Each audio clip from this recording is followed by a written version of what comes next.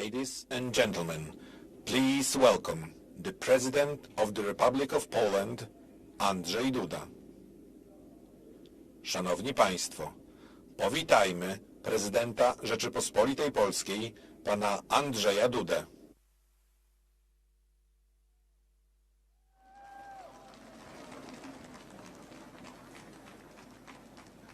Szanowni Państwo, Ladies and gentlemen, thank you very much for welcoming me. And I would like to welcome you very warmly. I'm delighted that we can meet under these exceptional circumstances in this special place. These circumstances are exceptional because they are connected with a visit to our country, to Poland. The President of the United States of America, Mr. Joe Biden, who has arrived here directly from Kiev, plunged in the darkness of Russian aggression.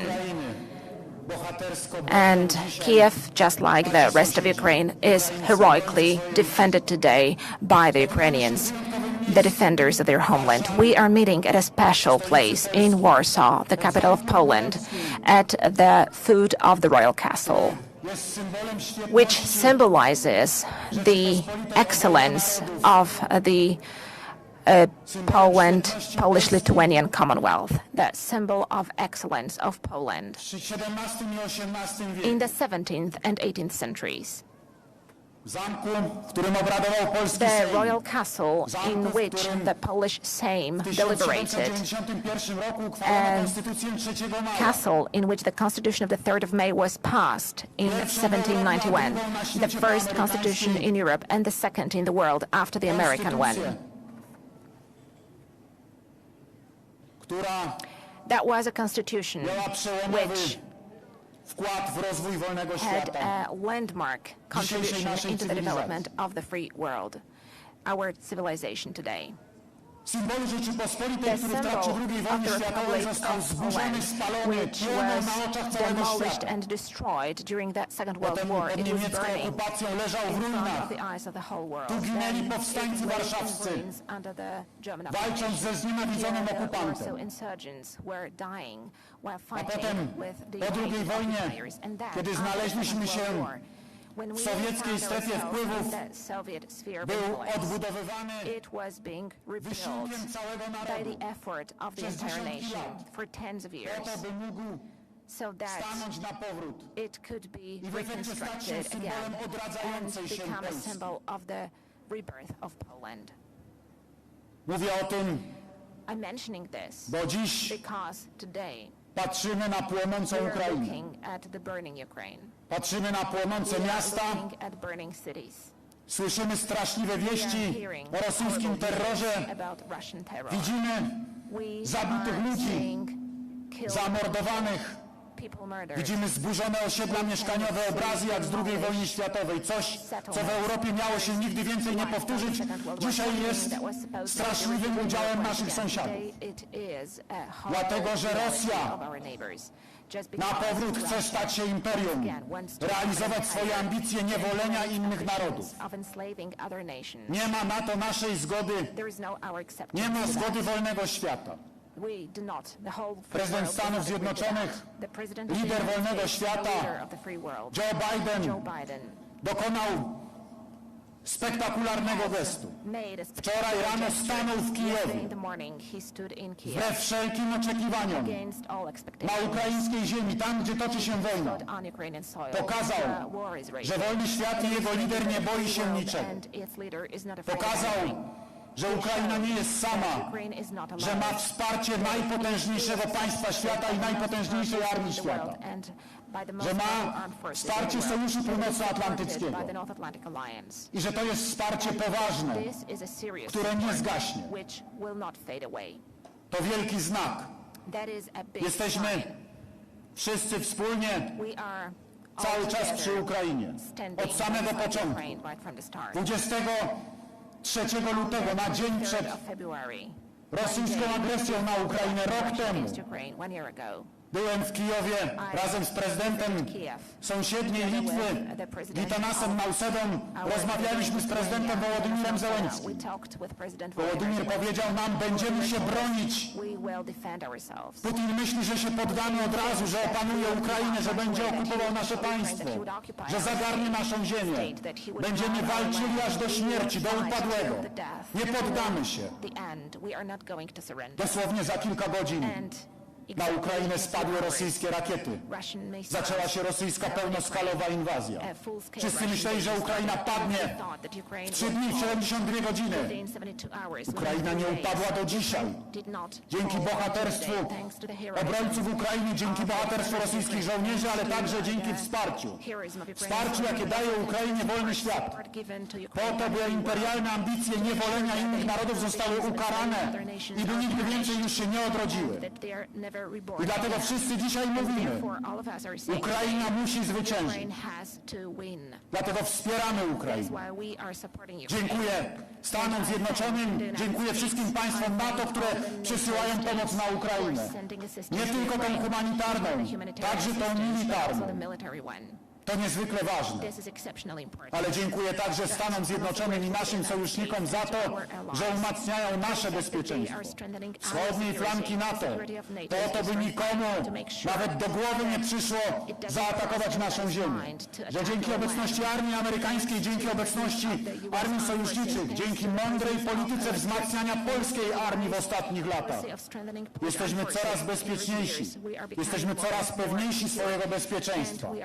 I powodujemy, że potencjalni napastnicy są coraz mniej pewni swego. Wierzę w to, że ta brutalna pewność rosyjska zostanie na Ukrainie ukarana i zmiażdżona. Że Rosja ze wstydem będzie musiała ukraińską ziemię opuścić, tą, którą okupuje. Że zwycięży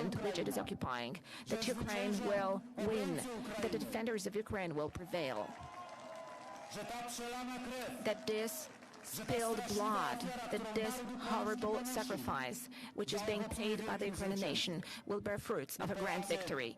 We, the Poles, have got an experience of providing assistance one to the other. Saint John Paul II, Karol Wojtyła, the Pope, spoke of solidarity. One and the other is solidarity. That is solidarity, never one against the other. It is our huge achievement, that solidarity, the 10 million strong movement which broke the communism with the support of the Pope and the United States, of the free world, thanks to which we broke down the Iron Curtain. Precisely this reflex of interhuman solidarity is leading my compatriots today to help their neighbors from Ukraine. Once again, thank you for that. Thank you for opening your homes, and thank you for offering bread to those in need. Thank you that they're here among us today, and many of them feel here at home. That's what they are saying.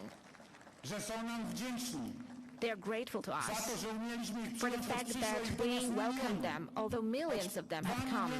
2 million are still living here with us, although nobody had expected that.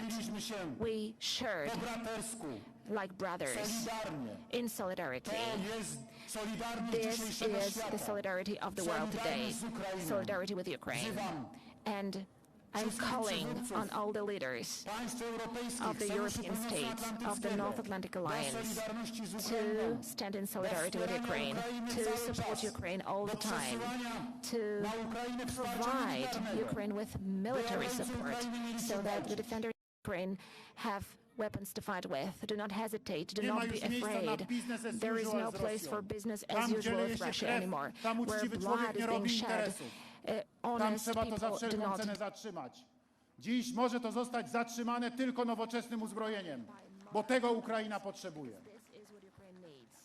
Dziękuję prezydentowi Joe Bidenowi za jego niezwykłą odwagę, za jego determinację. Dziękuję Thank you to the American nation. Thank you to the authorities of the United States. Thank you to the American Congress for all the donations for za Ukraine, wielkie wsparcie for dla all the Ukrainy, great support za offered to, to że dzięki tej Ukraine, for the ogromnej fact that pomocy thanks militarnej to this Stanów huge Zjednoczonych military Ukraina assistance of the United walczy States, Ukraine is fighting, i inni też and wspierają, others are also providing bo support. taka jest rola Because NATO, this is the role of bronić NATO, wolnego świata, to defend the wspierać free wolny world, świat. to support the free world. Jesteśmy i będziemy We solidarni z Ukrainą. stand in solidarity Nie with ma Ukraine, and we will stand wolności in solidarity bez with Ukraine. There is solidarności. no freedom Niech without żyje wolna solidarity. Ukraina. Long live Niech free żyje Ukraine. Sojusz Long Rzeczypospolitej live Polskiej the ze Stanami alliance of the Zjednoczonymi. Republic of Poland Niech żyje with the NATO. United States. Long Niech live żyje wolny NATO. świat. Long live free Niech żyje world. Polska. Long live Poland. Nie ma wolności There bez is no solidarności. freedom without solidarity.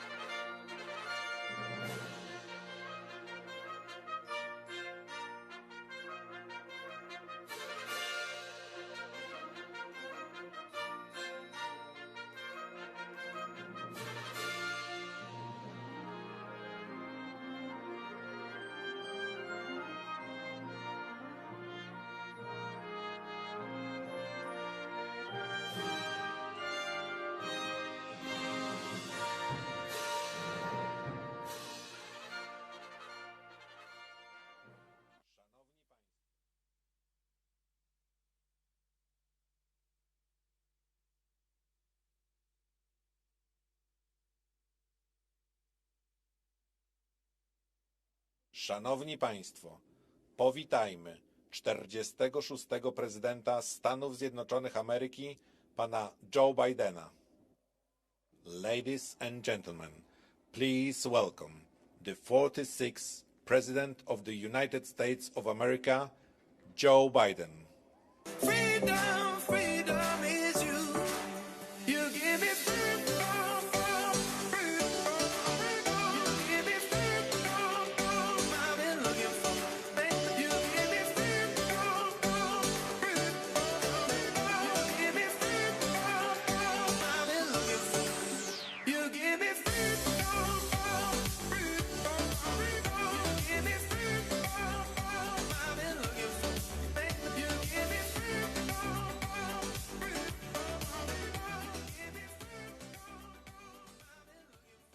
Hello, Poland.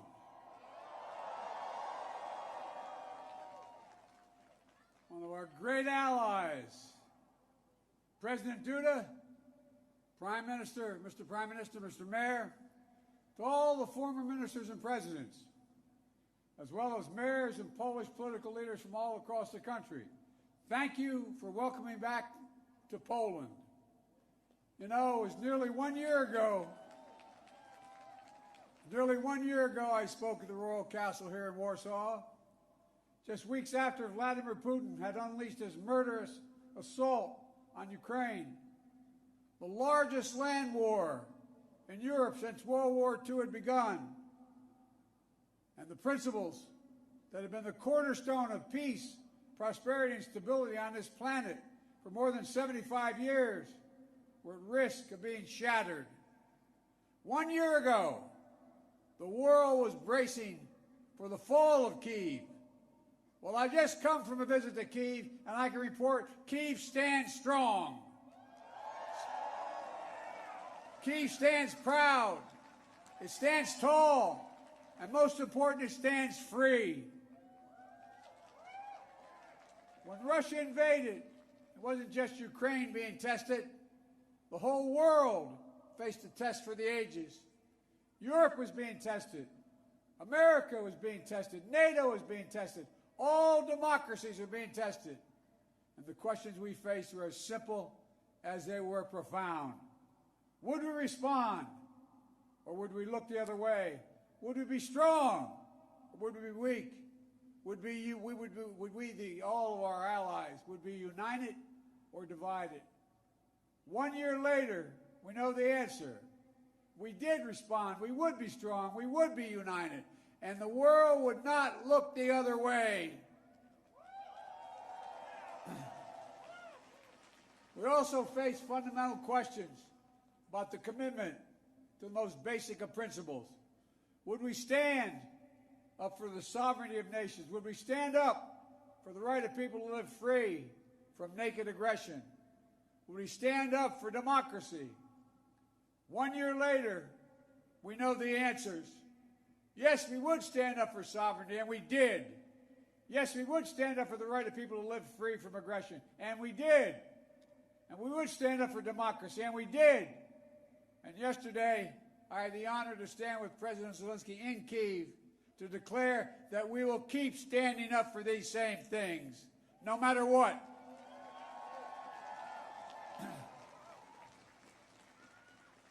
When President Putin ordered his tanks to roll into Ukraine, he thought we would roll over. He was wrong. The Ukrainian people are too brave. America, Europe, a coalition of nations from the Atlantic to the Pacific, we were too unified. Democracy was too strong. Instead of an easy victory he perceived and predicted, Putin left with burnt-out tanks and Russia's forces in disarray. He thought he'd get the Finlandization of NATO. Instead, he got the NATOization of Finland and Sweden. He thought NATO would fracture and divide. Instead, NATO was more united and more unified than ever before. He thought he could weaponize energy to crack your resolve, Europe's resolve. Instead, we're working together to end Europe's dependence on Russian fossil fuels. He thought autocrats like himself were tough and leaders of democracy were soft. And then he met the iron will of America and the nations everywhere that refused to accept the world governed by fear and force. He found himself at war with a nation led by a man whose courage would be forged in fire and steel, President Zelensky. President Putin is confronted with something today that he didn't think was possible a year ago. The democracies of the world have grown stronger, not weaker. But the autocrats of the world have grown weaker, not stronger. Because in the moments of great upheaval and uncertainty, that knowing what you stand for is most important. And knowing who stands with you makes all the difference. The people of Poland know that. You know that. In fact, you know it better than anyone here in Poland. Because that's what solidarity means. Through partition and oppression, when the beautiful city was destroyed after the Warsaw Uprising, during decades under the iron fist of communist rule, Poland endured because you stood together. That's how brave leaders of the opposition and the people of Belarus continue to fight for their democracy. That's how the resolve of Moldovan people, the resolve of the people of Moldova to live in freedom, when it gained them independence and put them on the path to EU membership. President Sandu is here today. I'm not sure she is, but I'm proud to stand with you and the freedom-loving people of Moldova. Give her a round of applause. 1 year into this war, Putin no longer doubts the strength of our coalition, but he still doubts our conviction. He doubts our staying power. He doubts our continued support for Ukraine. He doubts whether NATO can remain unified.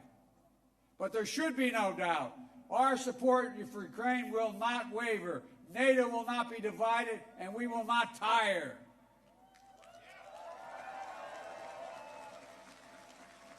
President Putin's craven lust for land and power will fail, and the Ukrainian people's love for their country will prevail. Democracies of the world will stand guard over freedom today, tomorrow, and forever.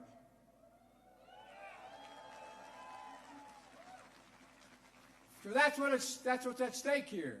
Freedom. That's the message I carried to Kyiv yesterday, directly to the people of Ukraine. When President Zelensky said he came to the United States in December, quote, he said, "This struggle will define the world and what our children and grandchildren, how they live, and then their children and grandchildren." He wasn't only speaking about the children and grandchildren of Ukraine. He was speaking about all of our children and grandchildren, yours and mine. We're seeing again today what the people of Poland and the people across Europe saw for decades. Appetites of the autocrat cannot be appeased. They must be opposed. Autocrats only understand one word: no, no, no. No, you will not take my country. No, you will not take my freedom. No, you will not take my future. And I'll repeat tonight what I said last year in the same place. A dictator bent on rebuilding an empire will never be able to ease the people's love of liberty. Brutality will never grind down the will of the free. And Ukraine will never be a victory for Russia. Never.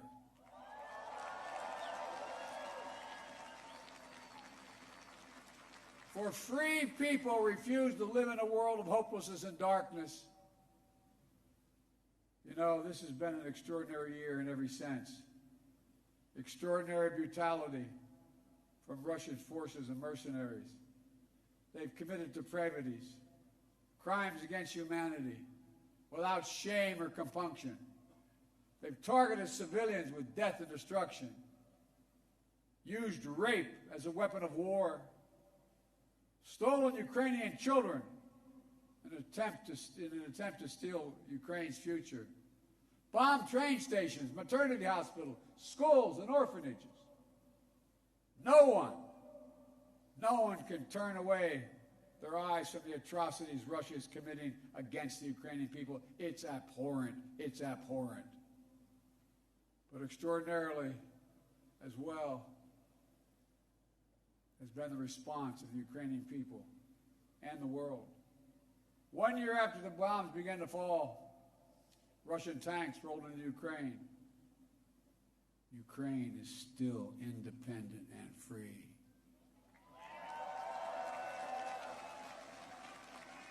From Kherson to Kharkiv, Ukrainian fighters have reclaimed their land. More than 50% of the territory Russia held last year. The blue and the yellow flag of Ukraine proudly waves once again. President Zelensky still leads a democratically elected government that represents the will of the Ukrainian people. And the world has already voted multiple times, including the United Nations General Assembly, to condemn Russia's aggression and support a just peace. Each time in the UN, that vote has been overwhelming. In October, 143 nations, the United Nations, condemned Russia's illegal annexation. Only four in the entire UN voted with Russia. 4. So tonight, I speak once more to the people of Russia. The United States and the nations of Europe do not seek to control or destroy Russia. The West was not plotting to attack Russia, as Putin said today. And millions of Russian citizens who only want to live in peace with their neighbors are not the enemy. This war was never a necessity. It's a tragedy. President Putin chose this war. Every day the war continues is his choice. He could end the war with a word. It's simple. If Russia stopped invading Ukraine, it would end the war. If Ukraine stopped defending itself against Russia, it would be the end of Ukraine. That's why together we're making sure Ukraine can defend itself. The United States has assembled a worldwide coalition of more than 50 nations to get critical weapons and supplies to the brave Ukrainian fighters on the front lines. Air defense systems, artillery, ammunition, tanks, armored vehicles. The European Union and its member states have stepped up with unprecedented commitment to Ukraine. Not just in security assistance, but economic and humanitarian refugee assistance and so much more. To all of you here tonight, take a moment, and I'm serious when I say this. Turn around and look at one another. Look at what you've done so far. Poland is hosting more than 1.5 million refugees from this war. God bless you. Poland's generosity, your willingness to open your hearts and your homes is extraordinary. And the American people are united in our resolve as well. All across my country, in big cities and small towns, Ukrainian flags fly from American homes. Over the past year, Democrats and Republicans in our United States Congress have come together to stand for freedom. That's who Americans are, and that's what Americans do. The world is also coming together to address the global fallout from President Putin's war. Putin tried to starve the world, blocking the ports in the Black Sea to stop Ukraine from exporting its grain, exacerbating the global food crisis that hit developing nations in Africa especially hard. Instead, the United States and the G7 and partners around the world answered the call with historic commitments to address the crisis and to bolster global food supplies. And this week, my wife, Jill Biden, is traveling to Africa to help bring attention to this critical issue. Our commitment is to the people of Ukraine and the future of Ukraine, a Ukraine that's free, sovereign, and democratic.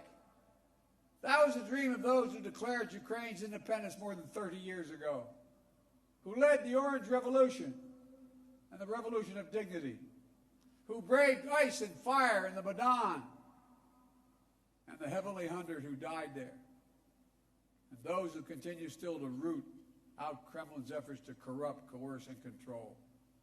It's a dream for those Ukrainian patriots who fought for years against Russia's aggressions in the Donbass, and the heroes who've given everything, given their lives in the service of the beloved Ukraine. I was honored to visit their memorial in Kyiv yesterday, to pay tribute to the sacrifice of those who lost their lives, standing alongside President Zelensky. The United States and our partners stand with Ukraine's teachers, its hospital staff, its emergency responders, the workers in cities across Ukraine are fighting to keep the power on in the face of Russia's cruel bombardment. We stand with the millions of refugees of this war who found a welcome in Europe and the United States, particularly here in Poland. Ordinary people all across Europe did whatever they could to help and continue to do so. Polish businesses, civil society, cultural leaders, including the First Lady of Poland, who is here tonight, have led with the heart and determination, showcasing all that's good about the human spirit. Madam First Lady, we love you. Thank you all.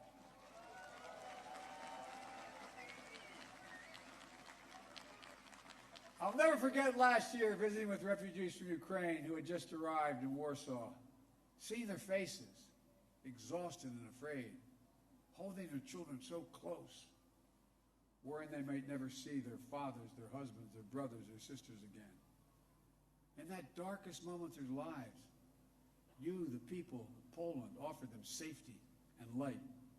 You embraced them. You literally embraced them. I watched the looks on their faces. Meanwhile, together we made sure that Russia is paying the price for its abuses. We continue to maintain the largest sanction regime ever imposed in any country in history. And we're going to announce more sanctions this week together with our partners. We'll hold accountable those who are responsible for this war, and we'll seek justice for the war crimes and crimes against humanity continuing to be committed by the Russians.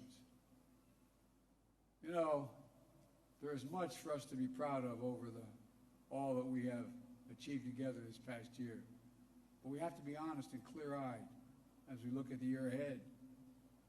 The defense of freedom is not the work of a day or of a year. It's always difficult. It's always important. As Ukraine continues to defend itself against the Russian onslaught and launch counteroffensive of its own, there will continue to be hard and very bitter days, victories and tragedies. But Ukraine is steel for the fight ahead.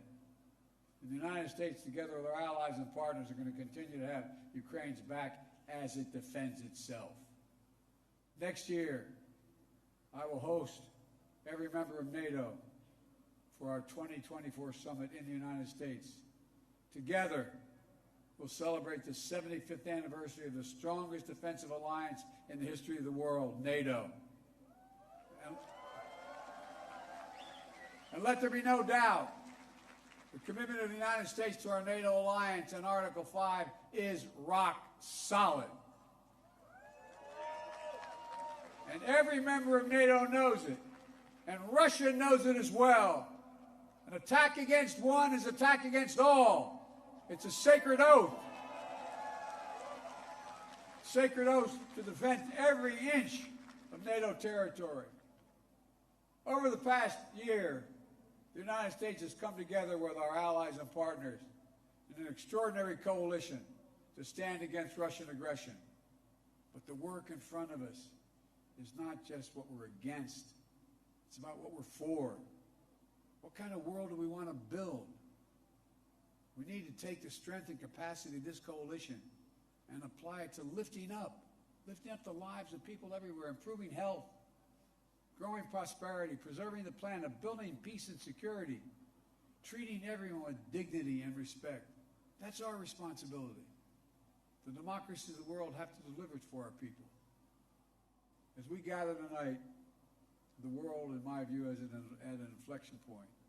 The decisions we make over the next 5 years or so are going to determine and shape our lives for decades to come. That's true for Americans. It's true for the people of the world. And while decisions are ours to make now, the principles and the stakes are eternal.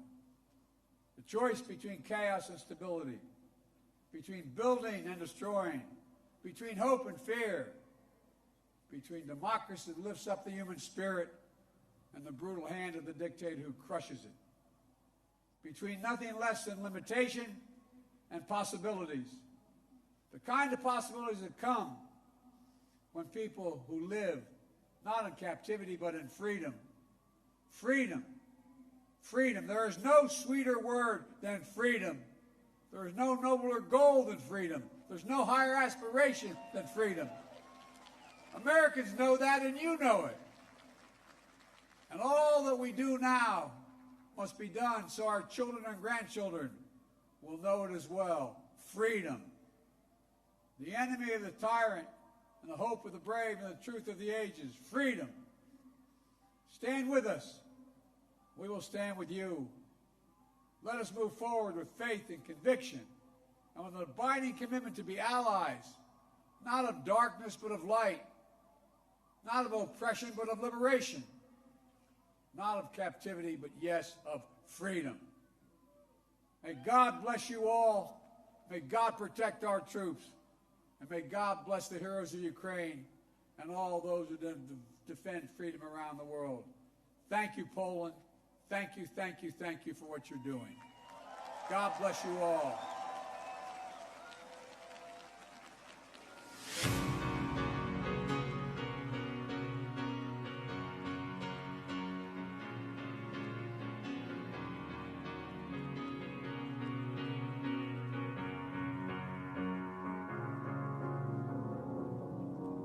Cause you're a sky full of stars. I'm gonna give you my heart. Cause you're a sky full of stars. Cause you light up the path. I don't care, go on and tear me apart. I don't care if you do.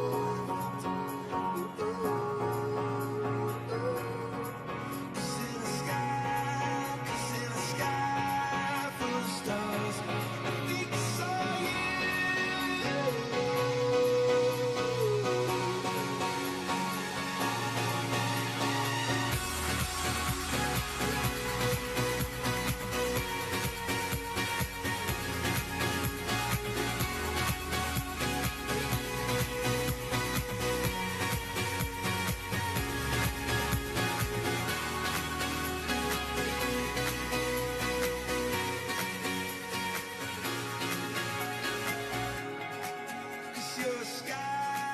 Cause you're a sky full of stars.